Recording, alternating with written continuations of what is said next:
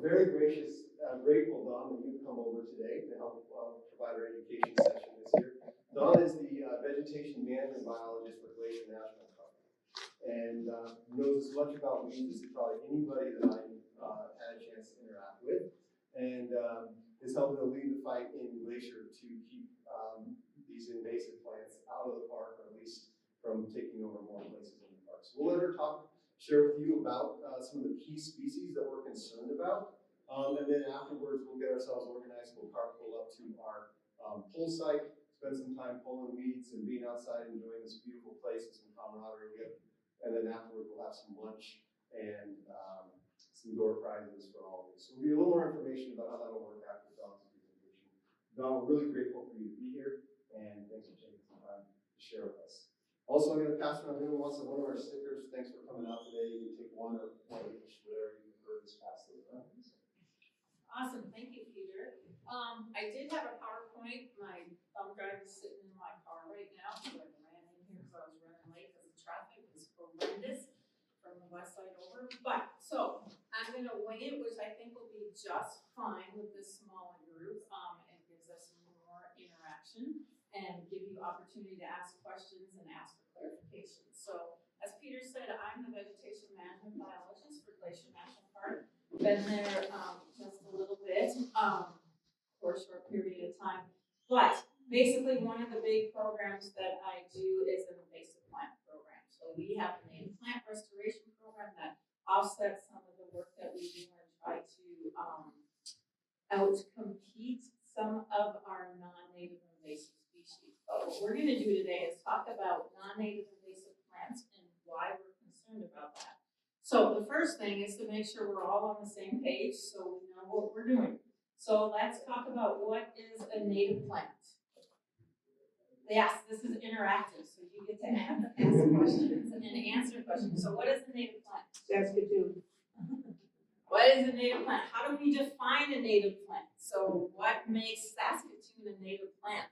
Elida? It's been here since before rocks. I don't know before rocks, but it's been here a long time. It belongs, right? It's a plant that's been here a long time. A lot of times in this area of the country, Lewis and Clark, and I was reminded it was Lewis who was the botanist that drew lots of pictures and did some great botany in the area. Go back to that written record. So it's a plant that belongs. It's been here forever. So what is an exotic or a non-native plant? One that's not from here. It came from someplace else.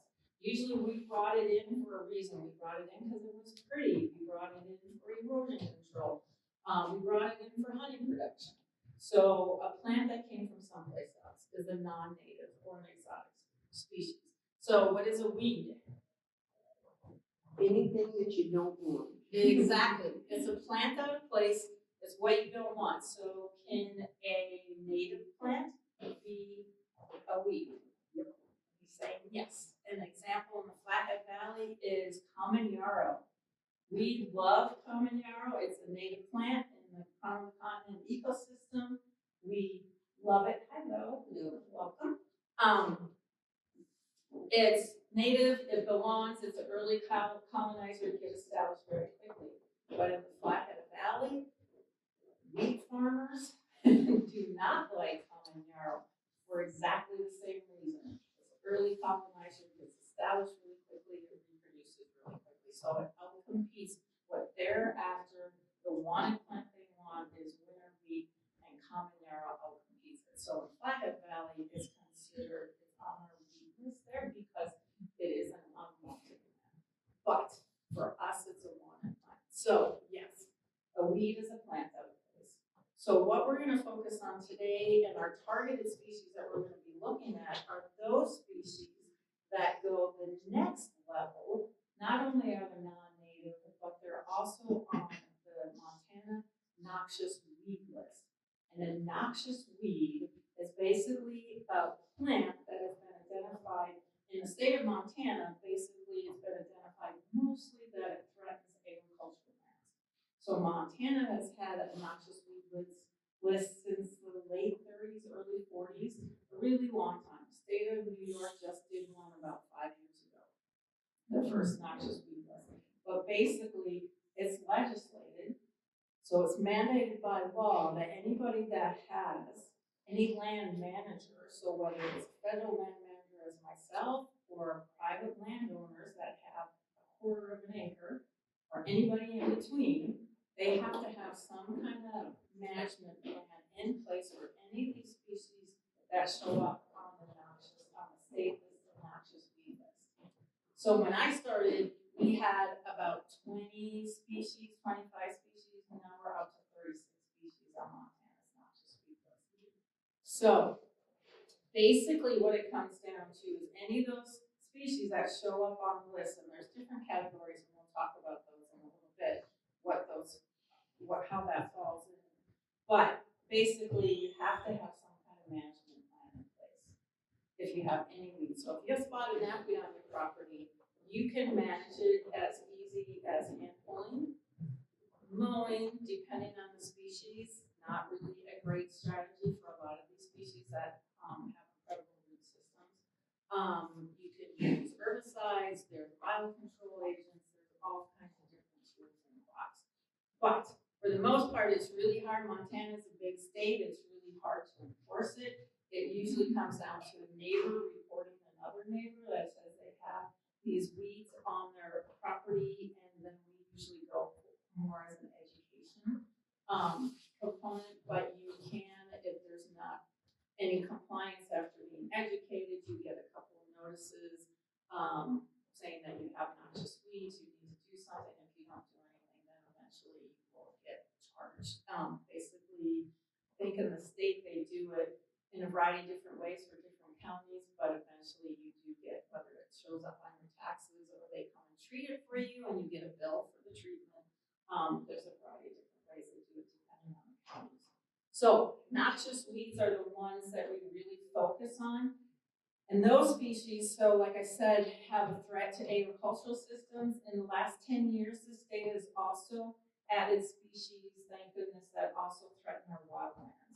So for example, oxeye daisy, which we'll see a lot of today, I guarantee it. And if we don't, then we'll go west and we'll see a lot more. But oxeye daisy wasn't on the noxious weed list in the state of Montana for a long time. Got listed maybe about 10 years ago because it doesn't invade agricultural systems. It really doesn't like that constant disturbance as in the agricultural system, but it does like to invade our wildlands. And this year we're seeing it in areas that we've never seen it before, and it'll be solid blanket of white. And what it is that seed banks just waiting to pop up. And this year, perfect conditions for oxeye daisy to show up. So not only do we have these species that are noxious, so they're on the state listed noxious weed list, they're exotic, they came from someplace else, but then we also look at what makes them so bad, basically. Why do these persist? So we look at those invasive characteristics. So not all non-native plants are bad guys. So even in Glacier, we tolerate non-native plants. A lot of them are part of our cultural landscape. We have daffodils, we have iris, we have cherry trees, we have apple trees, we have lilacs. They're part of the cultural landscape when people came in and homesteaded the area even before we established the park as a national park. But they don't have invasive characteristics. They don't go out like a lilac pretty much. I mean, they'll send up their little suckers and have babies, but they don't invade into natural ecosystems. So we really look at those species that have invasive characteristics. So the ones we're going to talk about today are the ones that I think we're probably going to run into. I think we're going up to Lubeck, is that right? So I think, and then some of them I didn't have examples from West Glacier that I could grab earlier this morning, but I'm sure we'll find more and we can talk about them on the site. So one of the main ones, and you guys, how long have you been in bloom over here on the east side? Yeah, once you first see them, you did. Yeah, same with us. It's really late this year, which is a good thing. You're not seeing the sea purple. I guess I should, because I know some of you, but not all of you. Are all of you from the area? Yes, people, yes and no. So I guess I should get an idea of where people are from. So how about you just say your name and where you're from? Tina, Southern Illinois, Southern Illinois, like Carbondale, Illinois, or? from home. Okay, good. I'm Sam. I'm from Colorado, but I'm living in East Glacier until November. Okay, awesome, good. Ashley, East Glacier? Yes. Right, council. Okay, good, okay. Awesome, oh, good, you guys came over. Awesome. How about you guys? Lily, I'm from East Glacier. We're from East Glacier. Aiden, I'm from East Glacier. From East Glacier, so you guys live here in East Glacier? Okay, awesome. Mark and Kathy were from Ohio, but we're working here in Rochester. Awesome, good, okay. And yeah, I'm from Chicago. Shoto, so she knows all these words, how about you two? We're from Denver. Okay, Denver. okay, so you're just visiting and then you decide to join us for the day, awesome. And our daughter is from Boston. Anna. Okay, awesome. Alina, Columbia Falls. Jennifer, California. Okay, awesome, good, well, okay, so we have again, that's awesome. So, those of you local, what is this? Spider-Man. Yes, spotted knapweed. So for those of you not from the area, this is our #1 bad guy in northwestern Montana. I don't know, you guys pretty much feel the same over here too, right? Yeah, just east of the divide, I would say this is our #1 bad guy. Noxious weed, so it is listed as a noxious weed. So what we're looking at and what we say when they're bad is what is it about them that makes them an invasive plant? So not only do we look at non-native, but we look at non-native invasive plants, those that can invade into disturbed ecosystems and sometimes into undisturbed natural ecosystems. So spotted knapweed, you'll see, because it's just starting to bloom, which is great that we haven't had a bright purple for a month already. It'll start popping now, but when we get out there today, you'll see the purple bloom. And it's called spotted knapweed because it has these black tips to the bracts. So on the base of the seed or the flower head, it'll have black markings on the tip. So that's why it's called spotted knapweed. And you'll get to see it up close and personal. And don't blame me when you go to bed tonight and you dream about pulling that. And you will. But why this is invasive is this seed, this one plant can produce up to 30,000 seeds.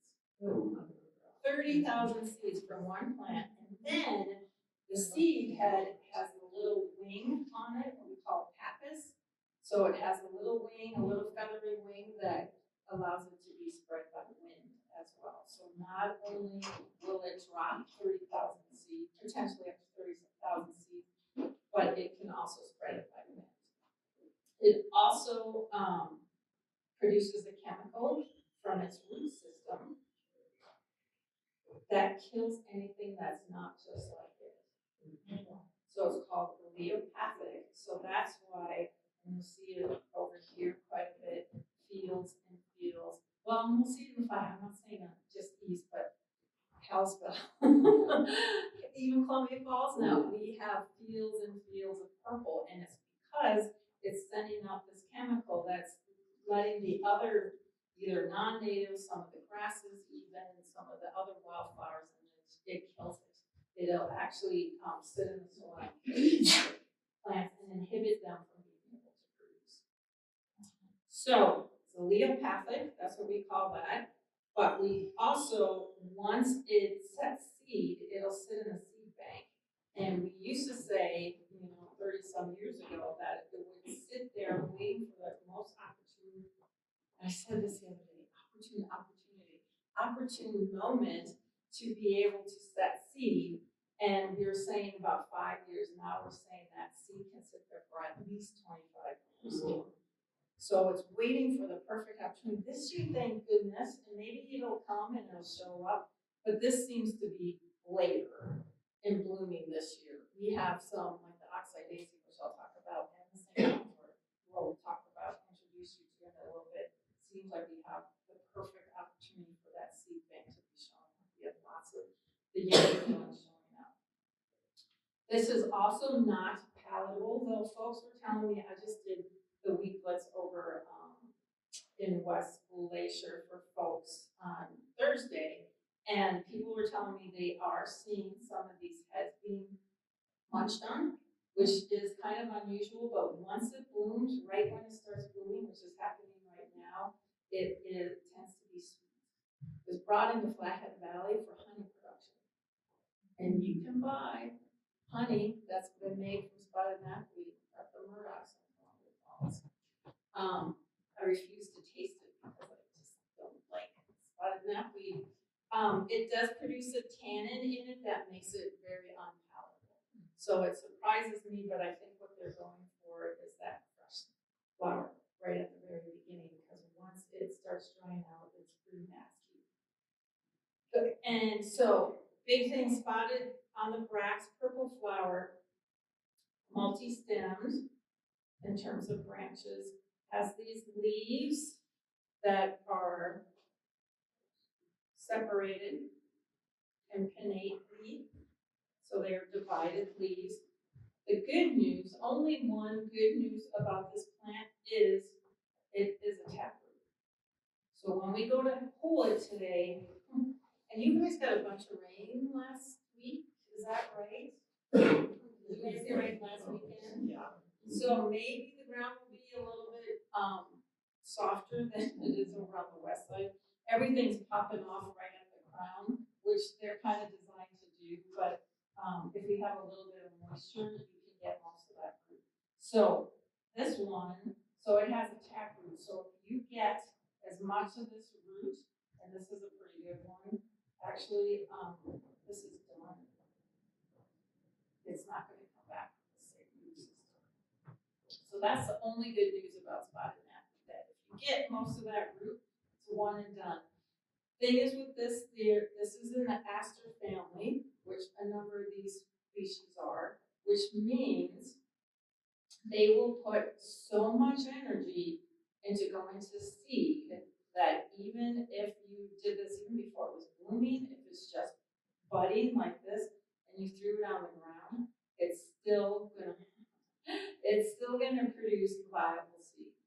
And I had exactly the same reaction 30-some years ago when I first started here, and so I put a whole bunch, they hadn't even gone to flower, on my desk, let it sit there all season long, all winter long, sent down the seed heads down to MSU, the weed lab, and they tested it with 98% viable seed. Viable seed. So, anything else that I can get across to you guys today, if you pull knapweed and it has any kind of bud on it at all, please bag it.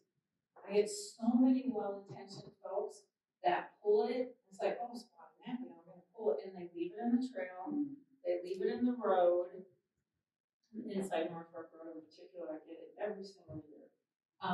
And it's just bringing that seed down that corridor, whether it's a trail or road corridor.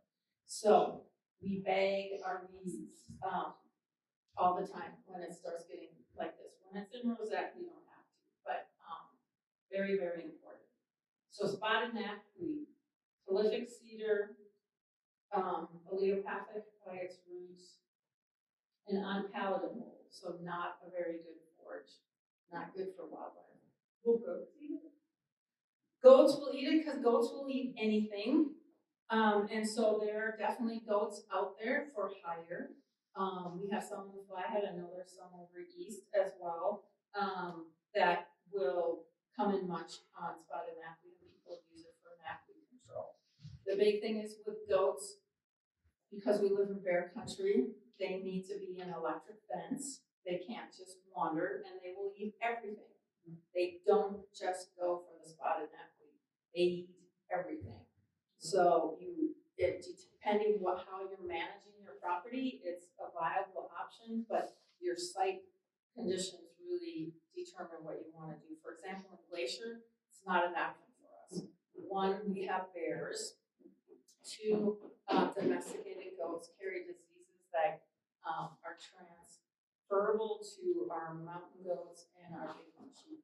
So it's not an option for us. And as I'm maintaining the native plant communities, I have to be concerned about the overgrazing that could happen with goats. But it is a viable option. And they will eat, because goats will eat anything. I mean, you give them 10 cans and they'll eat it. Yeah, like it. If the goat eats the bugs, they're going to poop someplace. Will those seeds still be valuable? Okay, so they're eating And and that's spreading at another the same time. concern too. And so that's why you have that, when you eat them, you have to manage that spot that you sow in that electric fence or wherever you have it in there, and then you have to monitor that. And it's not a one and done deal at all. You're gonna have to bring them back, because you're gonna have to. Goat Yeah. eggs. Yep, and diapers, yeah. Any other questions on spotted knapweed? You'll get up close and personal to this. Some of you may have been around long enough, you heard the rumors, and I'm gonna say rumors, it blew up on the internet that pulling knapweed causes cancer. Somebody had lesions on their hands up in Alaska after pulling knapweed. Fully did not disclose that he had those lesions before he started pulling knapweed. But everybody will have gloves today. Everybody brought gloves. If not, I have a whole car full of gloves from carpet, but I have lots of gloves too. It's just better, and it's more the tannins that's an irritant to the skin. Spotted knapweed. Let's see, what should we do next? Should we do oxeye daisy? Pretty daisy. Everybody loves our oxeye daisies. I love to hate them. And this is a good example because it actually has two coming off of here. Oxeye daisy, and I can't, every single time I go where we have lots of visitors, I see daisy chains everywhere. People's hair, on their necks. Loving to spread the seed. Kind of drives me nuts. And it'll show up in places that you don't think, a whole road corridor that's been abandoned for 30, 40 years, and you haven't seen it, and then all of a sudden it'll show up and it's solid oxeye daisy. And again, it's a prolific cedar, so it's in the aster family as well. Petals are also flowers, and then you have your disc flowers. The disc flowers are the ones that produce the viable seed for reproduction. And what happens is when people pull it or they treat it, a lot of times it treats the petal flowers, but the disc flowers persist. And so again, if you pull it right now and you threw this on the ground, those disc flowers are still going to produce viable seed. Aster family loves to produce seed, puts lots of energy in there. This also is rhizomatous. Is this a better one? That's it. And St. John's wort we'll talk about in a bit. Not quite as bad as some of the other ones. When I say rhizomatous, it means it reproduces by its roots. So, and they're designed, all of these, and like I said, I was on the website where around is super hard because we haven't had rain in like months. It's designed to break off at the crown. But it is rhizomatous, but not as incredibly rhizomatous as some of the are others. But what that means is if you don't get that entire root, it'll send up babies 2 weeks later and you'll have a bunch of new ones. This one was popped off the top at one point, stressed it out here. So it's stretched out. And these are really leggy this year because we had so much rain in June. Gosh, that seems a long time ago. In June. So we have vegetation that's out competing it. So everything's getting really strong, long, and leggy. What we call when it stretches out to be on top so it gets all the sun. But this one was stressed out, probably popped off right here. And so it's set 2 new branches here. But again, really, really wants to go to seed. So it'll do everything in its power to do that. But in areas that you have the opportunity to go back to every 2 weeks or something, you can keep on pulling it at the base like this, get rid of this from being able to produce seed, which is going to be our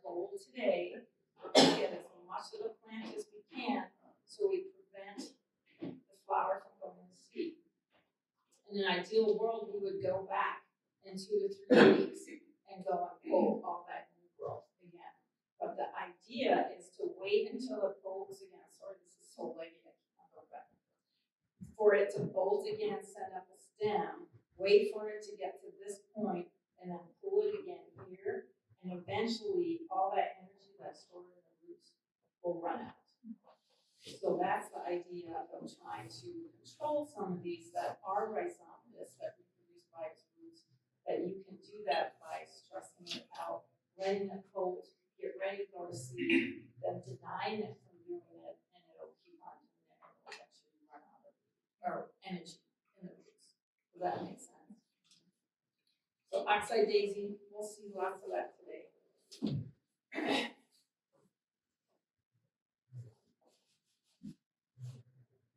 Can we spray outside daisy? Can you or do we? Both. Yes. Yes. Unfortunately, what I was saying with oxeye daisy, once it has a bloom like this, it doesn't take up the herbicide anymore. What it does, it'll kill the petal flowers, but it doesn't impact the disc. So the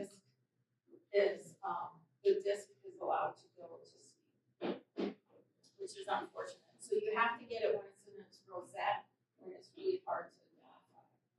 So you have to do it really early in the season. So what I tell people is to flag those patches that they see oxeye daisy right now, the big white patches, flag that, and in the spring, go and shoot that. Before it stretches out. Another one we'll see, Peter said he's been seeing a lot of this over here. We've been seeing a lot of it over on the west side too this year. Beautiful flower, right? That's why it was brought in.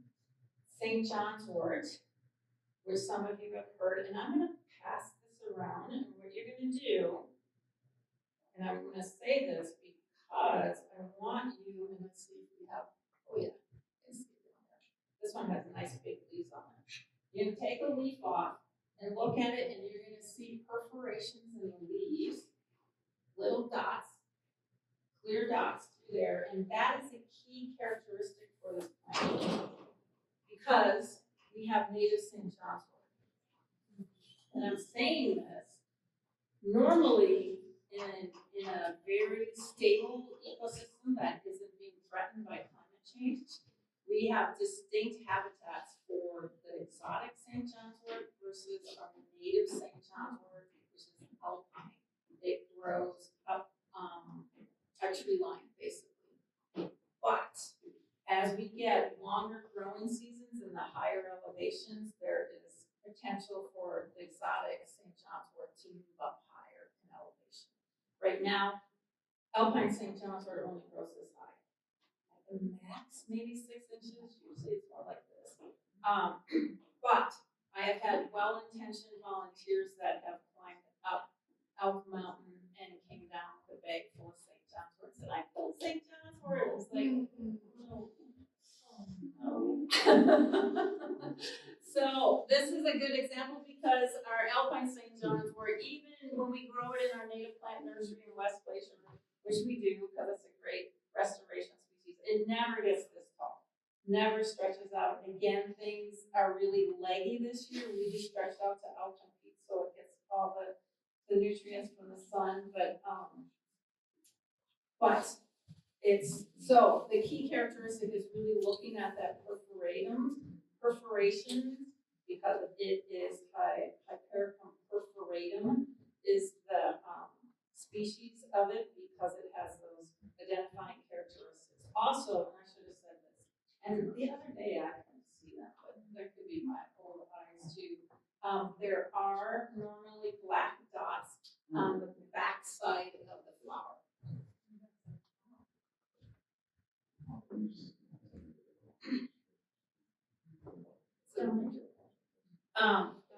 Yes. So you can't use biocontrols with this because they're native. Yeah, there are no biocontrols for this one yet. And also another reason which I was just going into, this also has medicinal uses to it, and so it actually gets well crafted a lot. So biocontrol would hit those too, so that's another reason why there isn't a viable control agent for this that's coming from someplace else. We do have a native one, which I'm hoping, and I haven't seen any, like the other day, I saw one St. John's one that had 20 climate beetles on it. So there is a native biocontrol agent called climate beetle. And basically, George Melanson, who was the biocontrol guru out at MSU, and it's been here forever. And it basically, insects have a 10-year cycle, basically, so they'll have an increase, which I was hoping this may be one of those, we're at the top of the bell curve, that there's lots and lots of the climate beetle, because then what we see, then St. John's wort has a 10-year cycle too. As you increase the bugs, St. John's wort supposedly goes down, and then as the insects go down, then you see St. John's wort goes up. And he, over 40 years, had seen that 10-year cycle 4 times. So, but now with climate change really rearing its ugly head with the longer growing seasons, and for us, how climate change really impacts vegetation, the biggest thing is that we are hotter and drier for a longer period of time. Where we used to have precipitation rain throughout the summer. Not a lot in July, but you knew it was going to be here, and actually starting in August, we would get the late afternoon storms and get rain again. And we had snowpack that would stay a lot longer. So now we're losing the snowpack earlier. Things are drying out earlier, and the snow's coming later. So we have a longer growing season, what that means, and a longer period of no moisture. So the ones that take advantage of that are these exotics, these invasive plants that came from someplace else that are opportunists and take advantage of those changing conditions. And so what we're seeing, we're going to talk about it in just a second.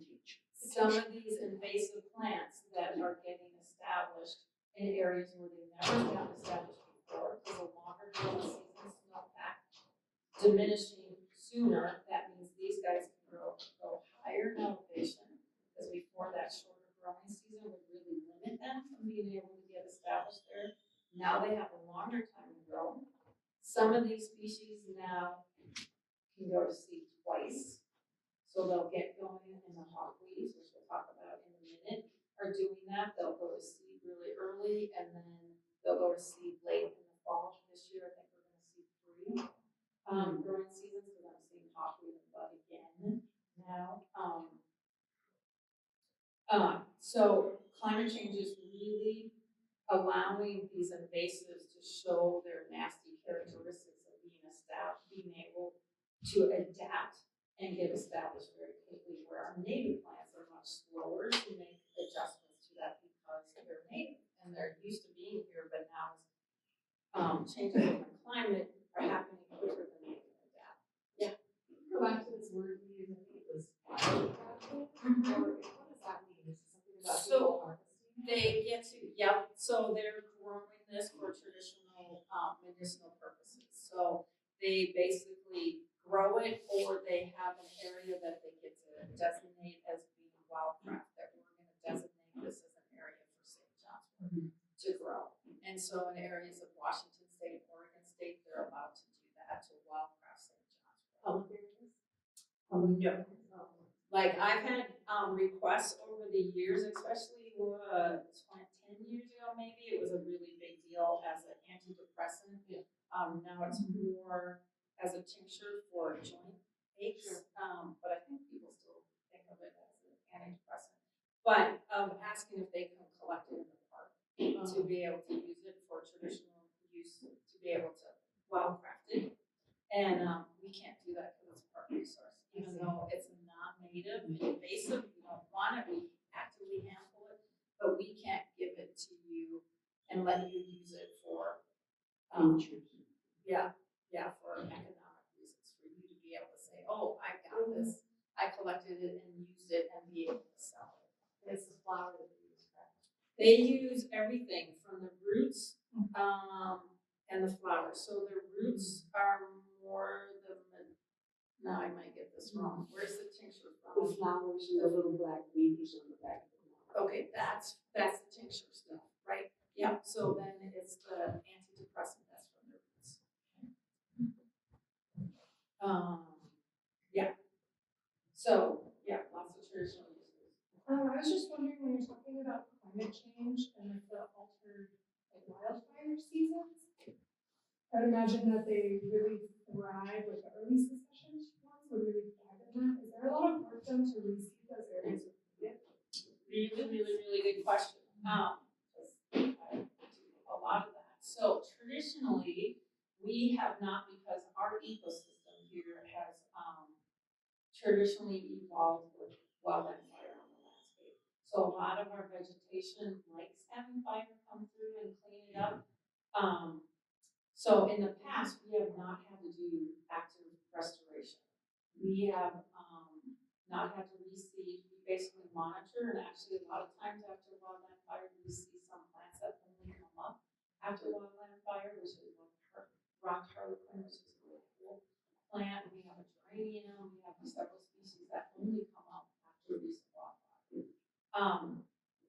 But as we're getting harsher conditions, in terms of, well, a couple of things. So traditionally, we haven't had to reseed, we haven't had to rebed. The only thing that we've done traditionally is make sure in those areas that we knew we had invasive plants before that we monitor and treat those areas because of recent wildfire opens up recent disturbance, right? And it has lots of nutrients, so it's a perfect environment for noxious weeds to get reestablished. And then we get firefighting crews from all over the country with contaminated equipment, all that kind of stuff. So perfect environment for new non-natives to get established. So that's what we've done in the past traditionally. Now we're getting more wildland fire on the landscape, but also more intense wildland fire that is the severity. So basically since 2015, we have the Reynolds fire over on the east side here. We started seeing more severity in our fire, and what that means for us, for vegetation, is basically in that top layer of topsoil, in that top layer of the soil, if it burns moderate to light, it doesn't get all the way down to the root systems of, especially the woodies, but also some of those native wildflowers. But as we get more severe, that means it burns hotter and it burns further down into that soil profile and have more impact to that root system. So that's a scary thing, one, so that means it's impacting our native plants and tougher for them to get reestablished.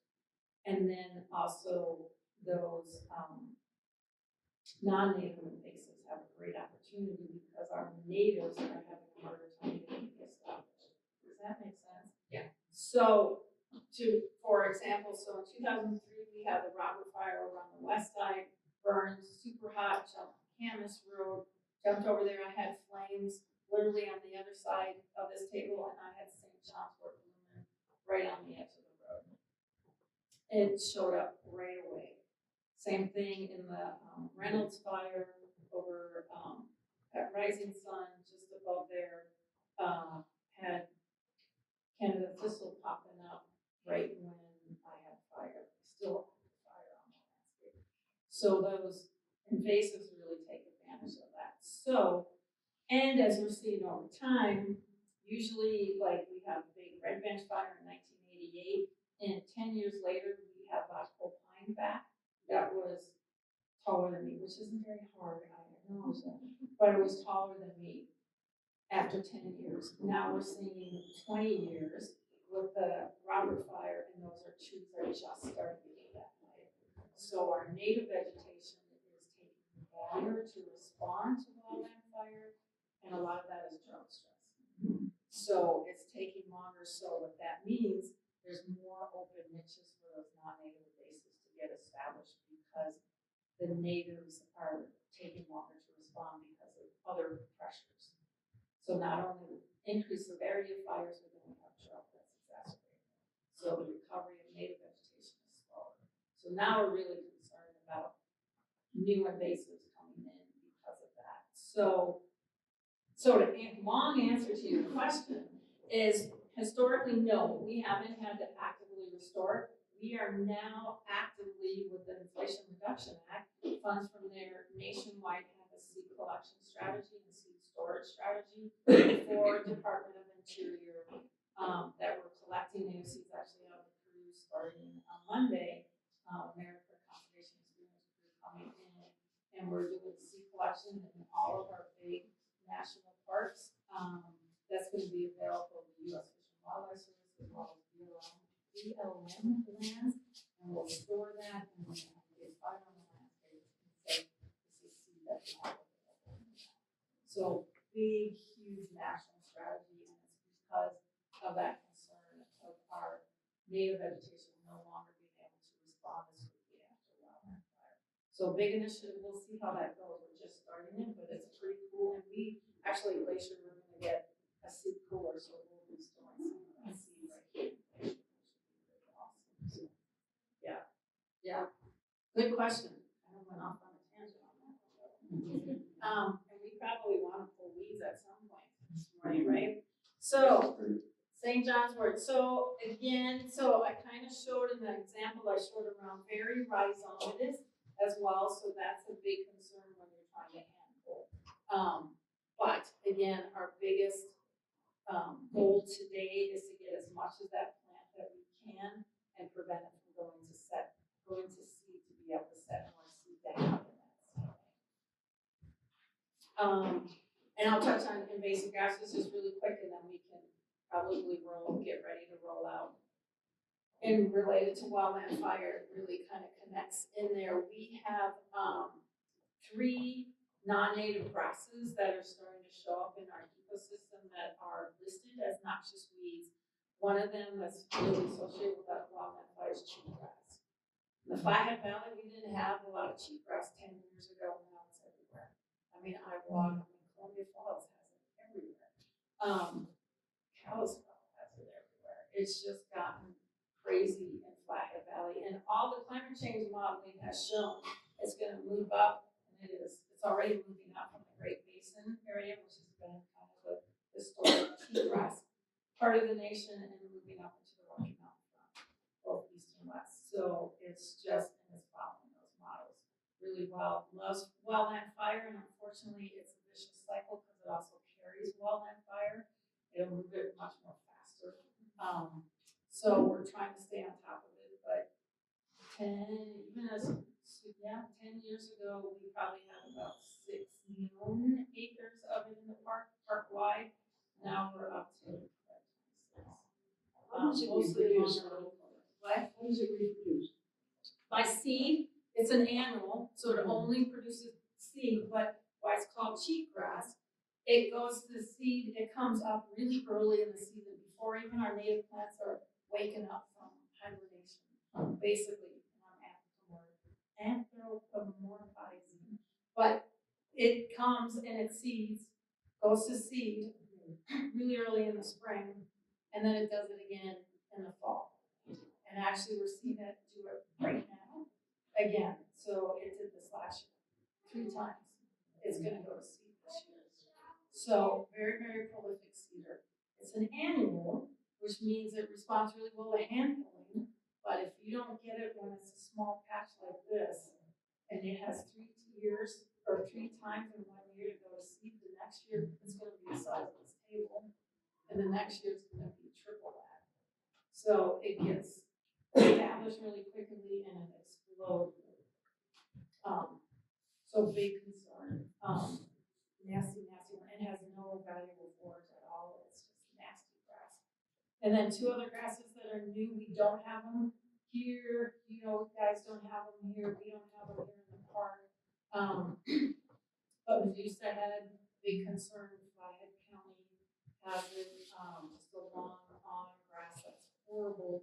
Gets established really quickly.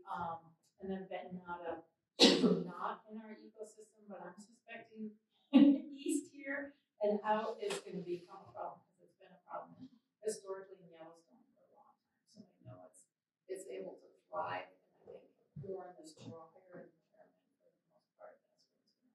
So grasses are starting to become a really big concern. Where in the past, we haven't really had to be concerned about them, but as we get hotter and drier, more open ecosystem, it allows those grasses to invade and get established. So we may see some today, we'll see what we encounter at the back.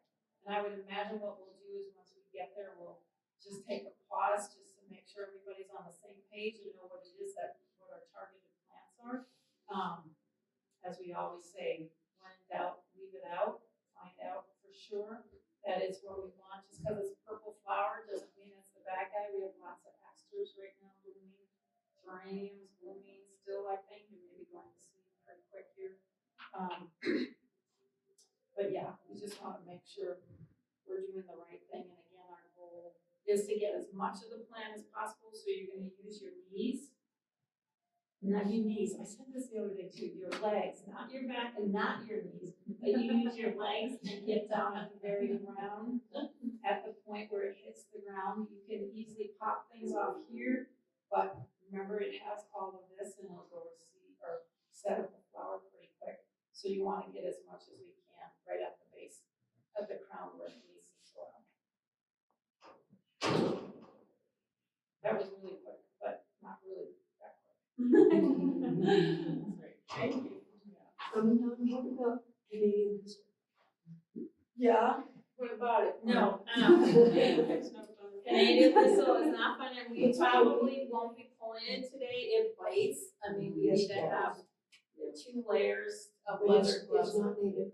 It's not native Canada thistle, and it's not native in Canada either. They really hate it that we call it Canada thistle. So I try to call it wavy leaf thistle, which is what they call it. We'll probably see it, I would imagine, but it's kind of nasty and it's very incredibly rhizomatous. Like you don't have just one Canada thistle, you have a patch. Does it roots grow out? Yes, yes, so that's what it does. Yep. When the roots go up, it's an upside. Yes, exactly. But we have lots of native thistles too, which I would suspect we're gonna see a native thistle, the elk thistle, which is beautiful. They're not wavy. They're not wavy leaf and you can shake its hand or Canada thistle will bite you. It's much more softer and it's yellower and it grows up like you've seen it in any of the meadows around East Side. So we'll probably see it, but it's